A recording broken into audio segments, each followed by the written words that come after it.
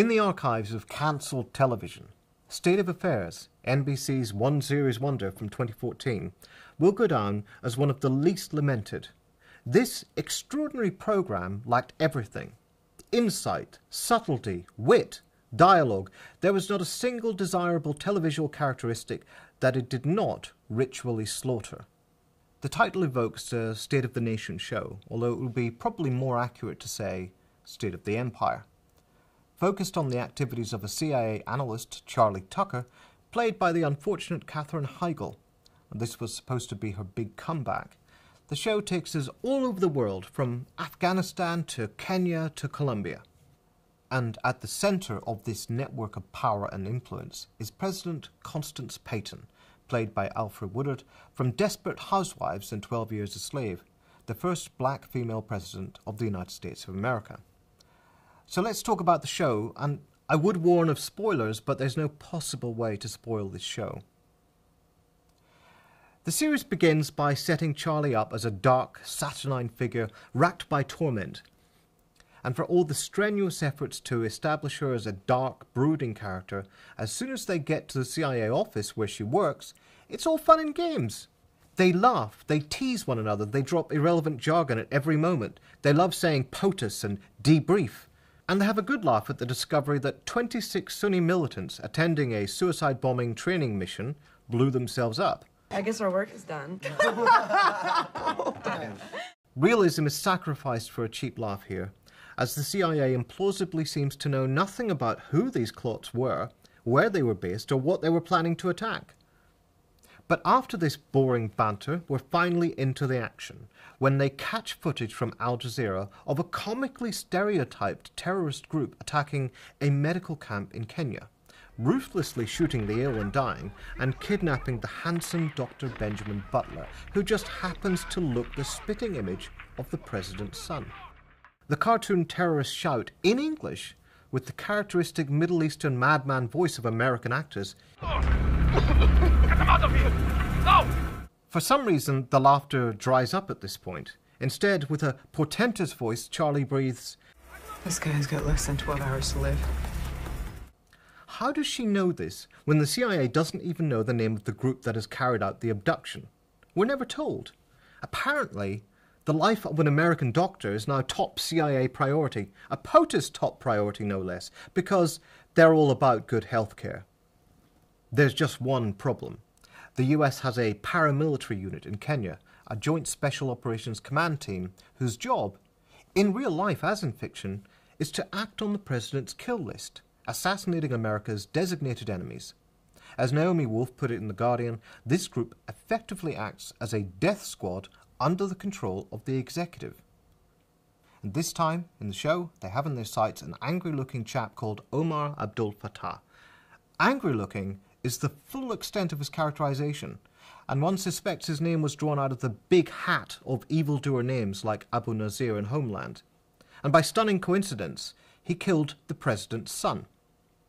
And if they go ahead with this strike, they won't be rescuing the doctor. The doctor soon appears in a jihadi propaganda video, reading out a statement underneath the watchful eye of a dagger-bearing terrorist. We demand the immediate release of our 25 brothers from the prison compound at Guantanamo Bay. Given that the group appear not to have identified themselves, it is hard to know how anyone is supposed to identify the 25 brothers apparently holed up in America's offshore gulag. One possible clue arises when the group is identified as a splinter from Al-Shabaab, a Somalian Islamist group. But are there 25 Al-Shabaab brothers in Guantanamo? Is there even one? One gets the sense the writers don't care. The plot elements are homogeneous. Scary Muslim bad guys in a scary foreign country, a threat to murder an American citizen, and a crazy demand that no one expects to be met. Nonetheless, the stakes are raised. A further complication arises when Charlie begins to be texted by someone claiming to know about that day when her fiancé died, but giving no indication of why they're texting about it. This is a MacGuffin. It drives the plot on. Charlie persuades the president to redeploy the JSOC team to rescue Dr. Butler. And sure enough, we're soon presented with the usual fetishistic imagery of military ass-kicking. the green night vision, the multiple screens showing various spectral pieces of the action, a drone being sent aloft for some reason, troops kicking indoors and shooting people dead, all of this being anxiously watched by Charlie and her team back at the office. This is a common trope in American political thrillers, representing Washington as literally the world's intelligence, its reasoning executive, controlling the body through its strategic deployments of force, viewed from afar by executive power via slick digital technology. The rescue of Dr. Butler is effected at the expense of America getting to kill one of the bad guys. Humanitarian goals come first. And so it goes on throughout the series, heroically idealizing American power, particularly liberal power.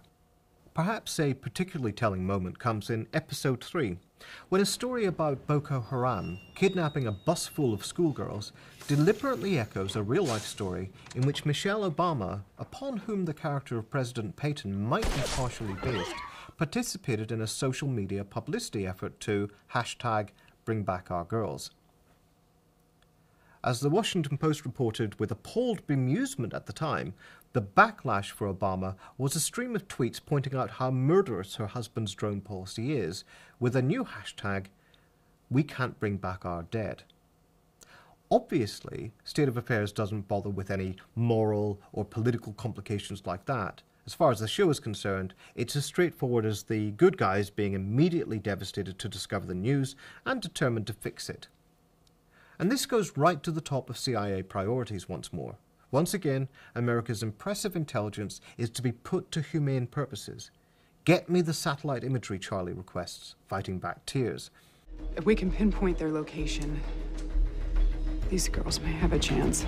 Once again, the scary Muslims release scary videos, making an impossible demand. They've released videos demanding a ransom from the West. If it is not received within 24 hours, they're going to sell the girls into slavery. That was 4 hours ago.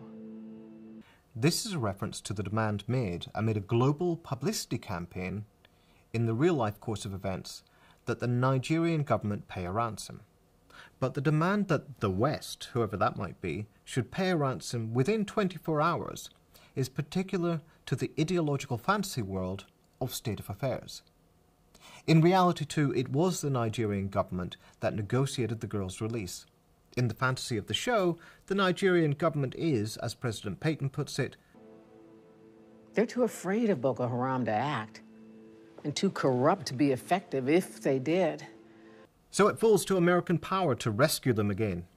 The idealistic Charlie wants to storm in there, but the pragmatic President Peyton insists.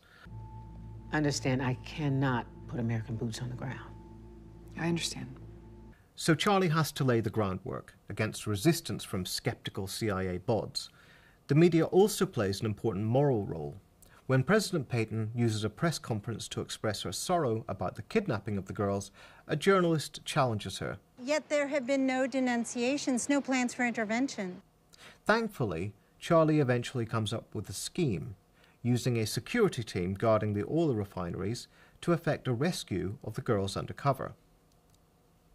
Again and again, US power is used covertly for benign purposes in this program. In episode 4, a special operative is used to contain a smallpox outbreak in Panama in secret while evading detection. Of course, he ends up in a Panamanian prison anyway, and in episode 8 is kidnapped from the same prison by the Colombian FARC. Evildoers everywhere, and never a dull moment for the CIA, who now have to break him out. All this for trying to do good. As if the American empire was not so much a great Satan as a global secret Santa, helping people out on the quiet and having to bear, as Kipling's The White Man's Burden put it, the hate of those you guard. So, if this necessitates constant disinformation, so be it. As President Peyton puts it in episode 2, "The truth, Charleston, is what we determine it to be. And it lies not in the facts, but in the telling." This is remarkably redolent of a claim in the Bush era, later attributed to Karl Rove, that we're an empire now, and when we act, we create our own reality, as reported in the New York Times article. The ultimate payback for American efforts to do good is typically an ongoing plot to terrorize Americans, led by a group called Our Risala, introduced in episode 5. As one would expect, the leader of this nefarious group is Charlie's bête noir, Omar Abdul Fattah, and it is, their intelligence tells them, vast and spreading across the Middle East and Europe. Charlie gasps. It's a call to arms. That's our Risala. That's the message. Omar Fattah and Sheikh Hakam have just built the biggest terrorist network we've ever seen. This plotline is pursued throughout the rest of the series as Fattah's group readies the most lethal attacks on the homeland. This, as is not untypical of American political thrillers, entangles the whole question of national security, not in the geopolitics of American dominance, but in the psychodrama of a grieving, mentally wounded Charlie out to destroy every last terrorist responsible for her fiancé's death. The series ends with Charlie going off the grid with the blessing of the president in an effort to fulfill that mandate. What Charlie would have done, we will tragically never know.